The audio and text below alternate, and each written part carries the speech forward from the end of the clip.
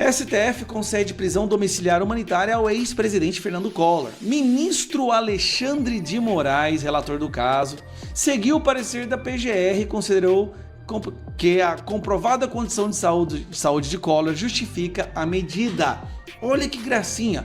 Ele não fez várias cirurgias, não teve que abrir a sua barriga do peito até o umbigo, mas ele recebeu prisão domiciliar, enquanto Bolsonaro teve a prisão negada. E nós estamos diante de um processo de tortura. Tortura, a palavra é essa.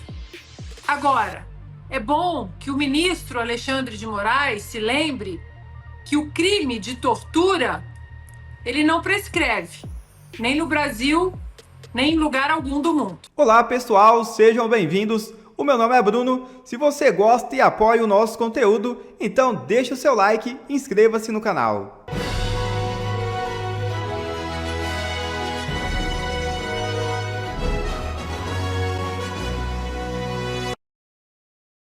Urgente. Carta sai do Senado dos Estados Unidos diretamente a Moraes. Uma decisão recente do Supremo Tribunal Federal envolvendo o ex-presidente Jair Bolsonaro motivou reação internacional. O senador estadual norte-americano Shane David Jett, representante do estado de Oklahoma, encaminhou uma carta ao ministro Alexandre de Moraes questionando a negativa de concessão de prisão domiciliar humanitária e, consequentemente, retorno de Bolsonaro ao regime fechado após alta hospitalar. Segundo o parlamentar, o documento também foi remetido aos demais integrantes da Suprema Corte. Datada de 1º de janeiro de 2026, a correspondência foi direcionada diretamente ao gabinete de Moraes. No texto, Jett deixa explícita sua discordância em relação à decisão que manteve Bolsonaro sob custódia na Superintendência da Polícia Federal, argumentando que a medida desconsidera aspectos jurídicos e humanitários relevantes. Ao desenvolver seus argumentos, o senador norte-americano cita dispositivos constitucionais, normas do Código de Processo Penal e decisões já consolidadas do próprio STF. Jett sustenta que a negativa de prisão domiciliar não teria levado em conta a condição clínica do ex-presidente, mencionando idade avançada, doenças crônicas e um histórico médico considerado delicado, agravado por recente internação hospitalar. Na avaliação do senador, a permanência no regime fechado poderia representar riscos concretos à saúde e à integridade física de Bolsonaro. Em outro ponto da carta, o parlamentar afirma que decisões desse tipo acabam alimentando a percepção de atuação seletiva do STF em relação a determinados atores políticos. Para ele, tal postura pode comprometer o equilíbrio entre os poderes e o princípio da igualdade perante a lei, pilares centrais de qualquer Estado democrático. Jett também declara que pretende levar o caso ao conhecimento do gabinete da presidência dos Estados Unidos da América. É desumano e cruel o que Moraes está fazendo com Jair Bolsonaro. Se nada for feito, Moraes vai acabar o matando. Quer dizer então que saiu uma pesquisa dizendo que 51% acredita que a prisão do Bolsonaro é correta, que ele fez por merecer, enquanto 42% reconhece que é uma perseguição. Obviamente é uma pesquisa da Quest, não é lá das que tem mais credibilidades aí no mercado de pesquisas do Brasil. E eu digo mercado porque pesquisas hoje você pode comprar. Hoje sempre foi assim. Mas o que eu vou mostrar para vocês agora é a definição de 2 pesos e 2 medidas e a prova de que realmente o Bolsonaro é vítima de perseguição. Em abril do ano passado, em 2025, uma pessoa foi condenada na Lava Jato. A única pessoa condenada e presa pela Lava Jato no STF. Sabe quem foi? Foi um ex-presidente da República, Fernando Collor de Mello. Por que, Gustavo, que ele foi o único da Lava Jato que foi condenado? Porque de toda aquela turma, ele foi o único que apoiou Bolsonaro nas eleições de 2022. Então vamos lá. Tá aqui, ó. Collor preso. Entenda por que a condenação na Lava Jato não foi anulada como outras da operação. Não foi anulada porque Collor apoiou Bolsonaro. Então Collor tinha que ser preso. Tá, mas por que eu estou trazendo Collor para essa situação? Ele foi condenado a 8 anos e 10 meses de prisão. Sabe o que o Moraes fez? Tá aqui, ó. STF concede prisão domiciliar humanitária ao ex-presidente Fernando Collor. Ministro Alexandre de Moraes, relator do caso, seguiu o parecer da PGR e considerou que a comprovada condição de saúde de Collor justifica a medida. Olha que gracinha. Alexandre de Moraes, né, e o Gonê acharam que o Collor devia ir para casa dele. Ele foi preso em abril, né, de 2025, a 8 anos, condenado a 8 anos e 10 meses, né, por cumprir pena em cela individual e uma ala especial do presídio Baldomero Cavalcante de Oliveira, em Maceió. E aí, vamos lá. No pedido de cumprimento de prisão domiciliar de pena, vou tirar essa linha aqui, aí. Os advogados argumentaram que o ex-presidente da idade avançada, 75 anos, Bolsonaro tem 70, e comorbidades graves, que inclui doença de Parkinson, apneia de sono, grave transtorno afetivo bipolar. O pedido de relator, eles apresentaram documentos comprovando as alegações. A Procuradoria-Geral da República, o Gonê, aceitou. Então, o Gonê aceitou e ele achou que, bom, vamos deixar ele ir para a prisão domiciliar humanitária. Collor, com o parecer do Gonê. Então, por que eu estou dizendo isso? O Fernando Collor de Mello não havia feito 4, eu volto a repetir, ele não havia feito 4 intervenções aqui, ó, 4 procedimentos cirúrgicos em uma semana. Ele não estava com soluço sem parar há dias, ele não tinha parado de respirar 500 e tantas vezes numa noite, ele não foi esfaqueado, ele não fez várias cirurgias, não teve que abrir a sua barriga do peito até o umbigo, mas ele recebeu prisão domiciliar, enquanto o Bolsonaro teve a prisão negada. Moraes rejeita pedido da defesa de Bolsonaro para prisão domiciliar. Ex-presidente deverá retornar ao cumprimento. Todo mundo já acompanhou isso, né? Esse absurdo. O Bolsonaro tendo que voltar para a prisão. Bolsonaro volta à prisão após receber alta hospitalar. Tá bom. Por que eu estou falando isso? Collor, que realmente participou de um esquema de corrupção, foi condenado a 8 anos e 10 meses, recebeu prisão domiciliar e ele não estava num estado de saúde tão ruim quanto Bolsonaro. Gente, são 4 procedimentos cirúrgicos em uma semana em um senhor de 70 anos de idade, que teve a barriga aberta há alguns meses atrás, que inclusive foi intimado, teve que receber uma intimação enquanto estava na UTI. Eu nunca vou esquecer daquela cena da oficial de justiça entrando na UTI para intimar o Bolsonaro porque o Moraes precisava prender ele antes do final do ano. E agora ele vai e prende Felipe Martins por não ter usado rede social. Condenou Felipe Martins por não ter viajado, por não ter participado de uma reunião, por não ter ido não ter assinado nenhuma minuta e agora por não ter usado a rede social. Então, assim, essa pesquisa com certeza está completamente errada. Agora, é muito triste ver que o que o Moraes está fazendo, na verdade, ele está de forma indireta dando uma condenação ao Bolsonaro que civilizações modernas e até progressistas retiraram das suas constituições, que é a pena de morte.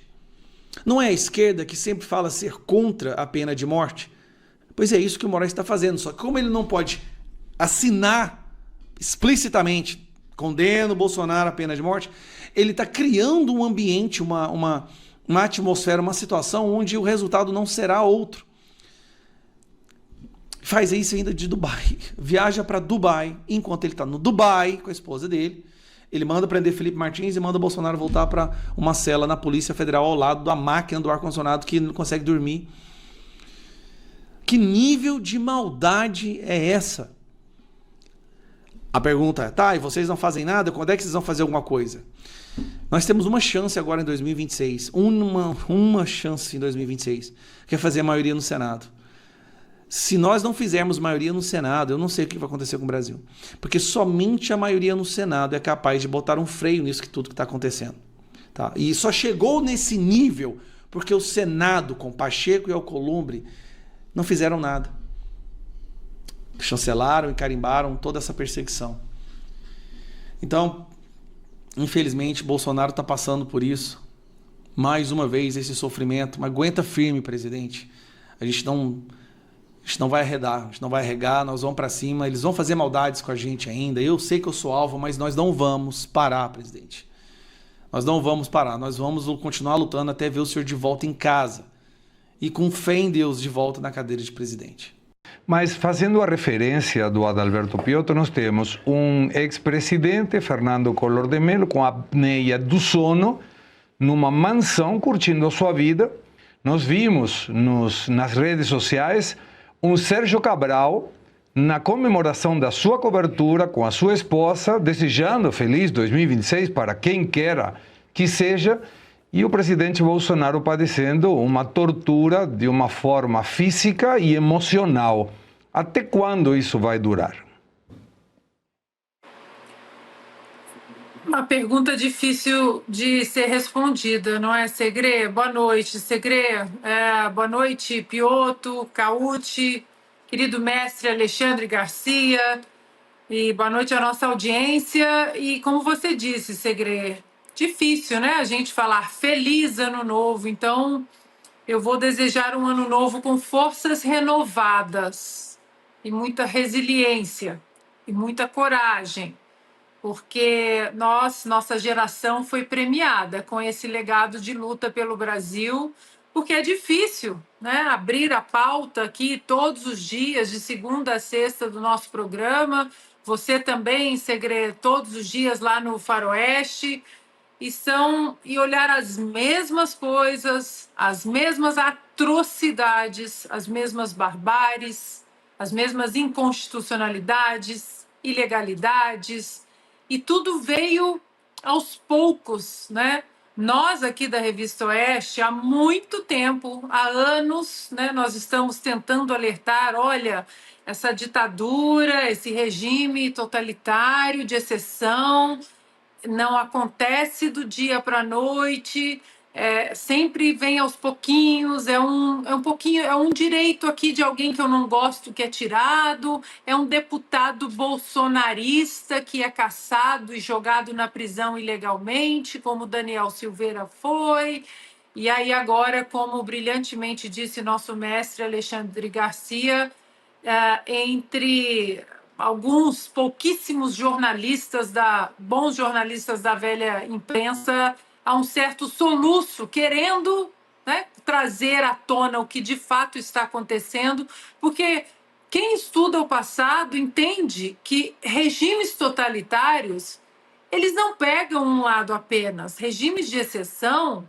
eles não pegam um lado apenas, eles podem até se disfarçar muito bem que vai ser só um lado aqui, né? Um lado aqui dos conservadores, os bolsonaristas, os olavistas, daqui a pouco vamos falar do Felipe Martins, mas os tentáculos eles chegam para todo mundo.